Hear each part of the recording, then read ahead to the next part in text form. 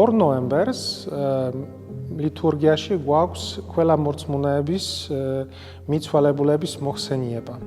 ვლოცულობთ იმ დროს ყველა მორწმუნე მიცვალებულებისთვის, მათი სულებისთვის, რომ ღმერთმა აპატიოს მათი ცოდვები და მიიღოს ისინი ცათასასუფეველში.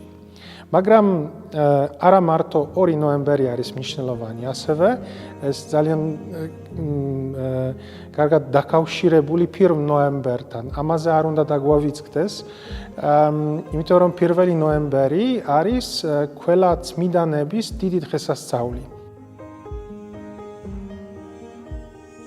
მერვე საუკუნიდან მიდის ეს ტრადიცია, ადრე ყველა საკრებულოში თავისი წმინდანების სიები ჰქონდათ, მათ სასაფლაოებზე ლოცულობდნენ, ცირვას ცირავდნენ, კითხულობდნენ მათ ცხოვრებას და ჯერ ქალწულ მარიამზე ლოცულობდნენ და ასევე ცამებულებზე, მერე დაუმატეს ყველა ადამიანები, რომელიც ჩვეულებრივად გარდაიცვალეს, მაგრამ წმინდანად იცხოვრეს თავის ცხოვრებით.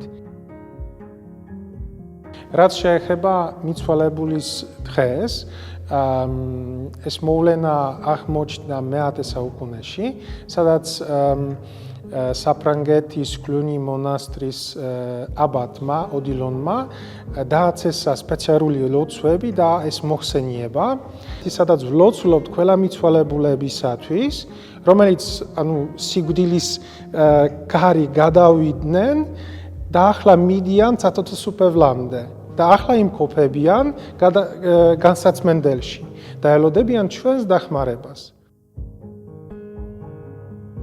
ჩვენ უნდა დავეხმაროთ მათ ჩვენი ლოცვებით.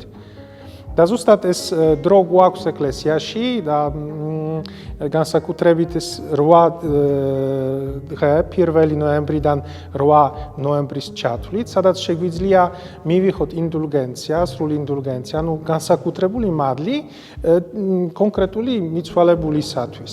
ვლოცულობთ ყოველდღე ერთი მიცვალებულისათვის სპეციალური პირობებით. პირველი არის უნდა ამ დღეს წავიდეთ სასაფლაოზე და ვილოცოთ მიცვალებულისათვის. კიდევ უნდა მივიღოთ ზიარება სუფთა გულით.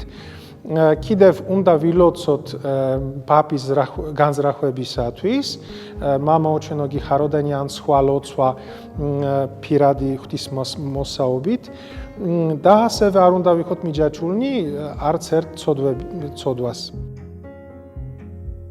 კათოლიკა ეკლესიაში სხვადასხვა ქვეყნებში სხვადასხვა ტრადიციები გვაქვს ზუსტად ნოემბრის დასაწყისის დაკავშირებით. მაგალითად პოლონეთში ხალხი გადის სასაფლაოზე ზუსტად 2 ნოემბერს, ზოგი უკვე 1 ნოემბერს, იმიტომ რომ თავისუფალი დღეა. სანთლებს ანთობენ, ასევე ლოცულობენ, იმ დროს ხშირად არის მსვლელობა, ლოცვები, წმინდა ცირვა ტარდება.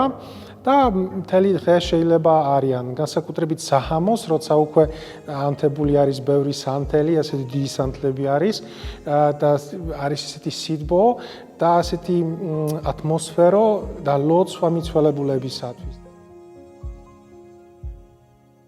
როცა ჩამოვედი აქ საქართველოში და სხვა რეალობა დამხვდა, ეს 2 ნოემბერი ცოტა უფრო მართლითურგიულად დარჩა, უფრო ნაკლებად ტრადიციულად, ვიცით რომ აქ საქართველოში გავდივართ სასაფლაოებზე აღდგომის მეორე დღეს, იმ დროს ვლოცულობთ, მაგრამ ასევე გავდივართ 2 ნოემბერს, ორჯერ ვლოცულობთ ჩვენი მიცვალებულებისათვის.